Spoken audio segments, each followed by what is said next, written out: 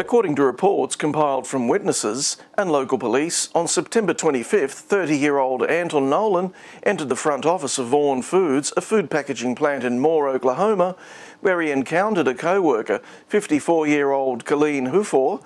Reports say that Nolan then beheaded Hufor with a knife.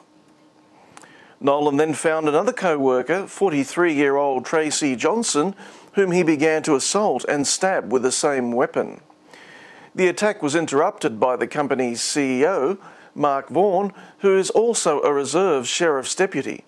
Vaughan shot Nolan, bringing his rampage to a close. Nolan was a convert to Islam who had a long criminal record and had recently been released from employment at the plant.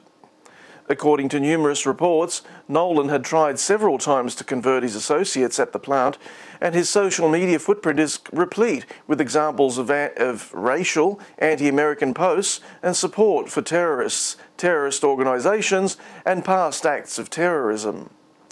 As of this writing, the FBI is investigating the possibility that Moore acted at the behest of a terrorist organisation, although at this time no such evidence has been presented.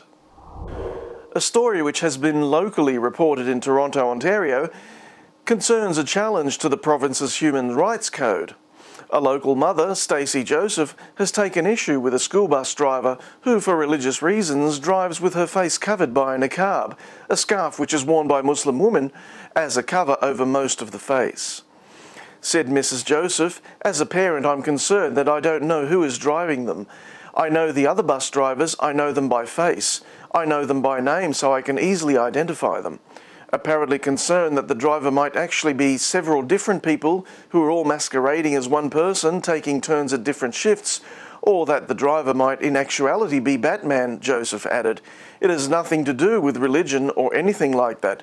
It's just a matter that her face is covered, and if anybody's face was covered, I'd be concerned."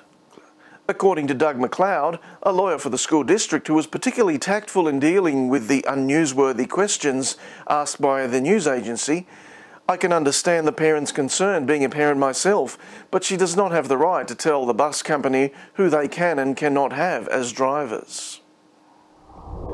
30-year-old Sahil Arabi, an Iranian blogger who was arrested in November of last year on charges of insulting the Prophet Muhammad, has been found guilty by a 5-member Iranian court, and his sentence is death. The crime, known in Arabic as Sub al-Nabi, stems from posts Arabi made onto several Facebook accounts, which he maintained under numerous pseudonyms. Arabi was initially arrested along with his wife by members of a military group called the Army of the Guardians of the Islamic Revolution. However, his wife was released only after a few hours.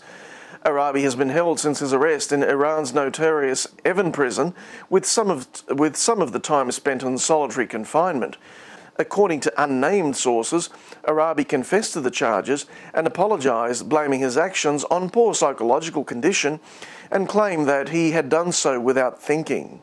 According to the source, the court's penalty is illegal because, quoted, Article 262 of the Islamic Penal Code states that if a person insults the Prophet of Islam, his punishment is death. But in Article 264, it explicitly says that if a suspect merely claims in court that he said the insulting words in anger, in quoting someone, or by mistake, his death sentence will be converted to 74 lashes. The sentence was passed on August 30, and Arabi was given until September 20 to seek an appeal.